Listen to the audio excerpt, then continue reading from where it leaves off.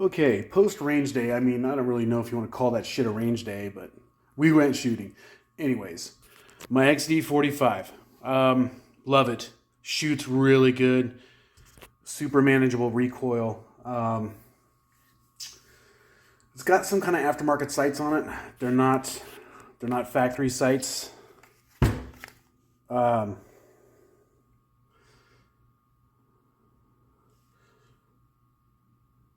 but they're good. It shoots good. It shoots accurate. Damn good pistol. I got this for 325 bucks by itself, just the pistol, no mags or nothing. Not too bad of a deal if you ask me. Um, I've loved these things since day one when they came out, and now I finally have one of my own, so I'm happy about that. All right, next, Sonia's Ruger P90 that she picked up used at the gun store in North Las Vegas. What can I say? It's a tank. It's a classic. It's heavy. Absorbs the recoil good. Shoots really good. Really accurate. We both love this damn thing. I mean, what a great shooter. It's a shame that Ruger did away with them, but you know what? She's got one now. She loves it. I like it too. I'm glad I talked her into buying it. All right, now for this bad boy. This thing has always had some issues with feeding. I've tried a few different mags. The 7.62x39 AR mags, they still have some issues as far as I know. I have to research that some more. But this one, some mags, it works just fine.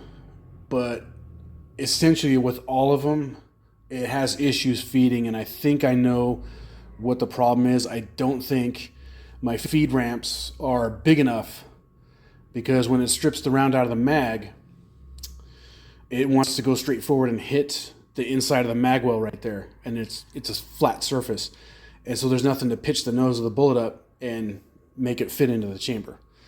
So give me a second here. Okay, so the flashlight on my phone won't stay on when I turn the camera on, so we'll just do it this way.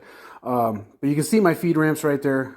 They're not really that big, and I don't think they're big enough at all. In fact, you can see on the left one there's a little mark. It looks like a scrape mark.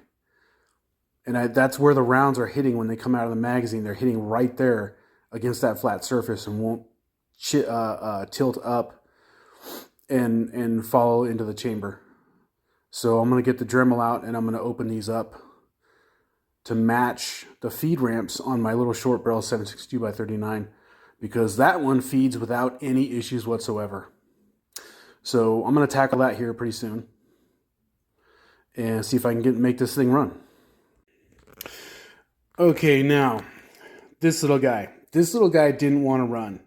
And I think I screwed up when I was putting this together, because I switched out this stock with the stock I put on my 308. And I think I left the 308 buffer in this tube when I put it on there, because I had to switch the buffer tubes. So I think I put the 308 buffer spring in there on accident. So I'm gonna remedy that and then take this thing back out and try it again and see how it does. And so this is Sonia's AR that we put together for her, and she really loves this one. It's a it's a really, really good shooter. Flip up sights. She's putting together all a 10.5-inch barrel one. And so once she gets that one put together, she's going to put the bipod back on this and put the scope back on it and use this for kind of a more of a longer range, couple hundred, 400 yard shooter, and then use the short barrel one for 100 yards and less. But yeah, she loves this thing. I talked her into it. She wanted to build some weird, I can't remember what it was, some foreign gun. She wanted to start getting parts and put it together. And I said, honestly, you know, what you're going to spend putting that together, you could build a badass AR and have just as much fun and easier to put together, easier to find parts. And so that's what we did.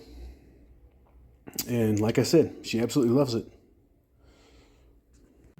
Okay, as for this fucking beast, as I suspected, this scope is a piece of crap. It's really too small of a scope for something that has this range. So that's coming off. I'm going to get a better scope for it. I'm also going to get a cantilever mount and move the scope back a little bit. Or I'm going to get one with a better eye relief, because this one, you have to bring your face all the way up here to get full view in the scope, because otherwise you're way back here and you've got that black ring around, you can't, it's not the right scope for this rifle. And then also, I'm going to have to put some kind of a pad here, because when you've got your cheek weld to this tube right here, you're connected to the entire rifle. I mean, everything. And when this bastard kicks, holy fuck, this rocks your skull right there and by your eye. And yeah, it definitely rings your bell pretty bad. So not too bad on the shoulder with a soft shoulder pad here, but just right here, when you got your face against this tube right here, it needs something right there. So I'm gonna come up with something for that, and of course get a different scope to put on here, and then we'll take it out again and see how it does.